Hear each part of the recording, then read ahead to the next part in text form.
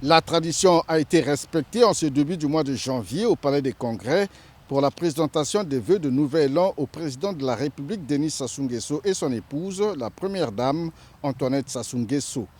Un rituel républicain dont le tour est revenu ce vendredi 5 janvier 2024 aux corps constitués nationaux et aux forces vives de la nation.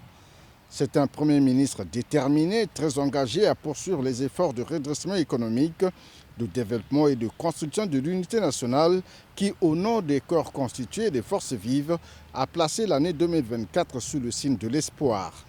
Orientant son allocution de circonstances sur un triptyque, Anatole Kouliné Makosso a d'entrée de jeu jeté un regard rétrospectif sur l'année 2023 qui a été marquée par des moments difficiles, à l'instar du drame survenu au stade d'Ornano lors du recrutement des jeunes volontaires au sein des forces armées congolaises, ainsi que les conséquences néfastes de la guerre en Ukraine, la crise économique des années précédentes causée par la pandémie de Covid-19 et la chute des cours des matières premières sur le marché mondial.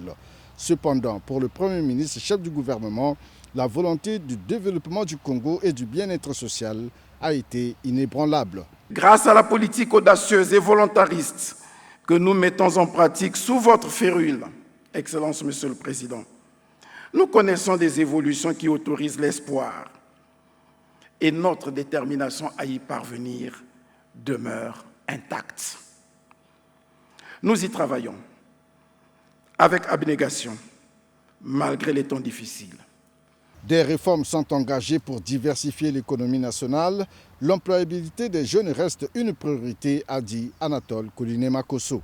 C'est dans cette optique que le gouvernement, sur vos instructions, s'engage à mettre en place des mécanismes et instruments d'impulsion, de financement et d'accompagnement, en plus de ce qui existe déjà, comme le FIGA, le FONEA, la CPE.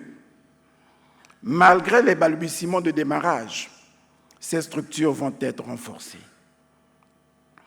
De même, l'enquête sur la transition vers la vie active en République du Congo, le programme de promotion du travail décent, PPTD 2023-2026, tout comme le répertoire interministériel des métiers, des emplois et des compétences, et la stratégie nationale de prévention et de traitement de la délinquance juvénile, validée récemment, donne des indications suffisantes pour assurer le plein emploi de la jeunesse et la prise en charge des jeunes en conflit avec la loi.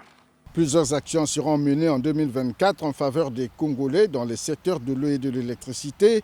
Un plan de contingence a été mis en place pour améliorer les voiries urbaines dans la plupart des grandes villes du pays, a conclu le Premier ministre chef du gouvernement avant d'appeler à la rigueur, la discipline, la fermeté et la sanction pour gagner les défis qui s'imposent au Congo.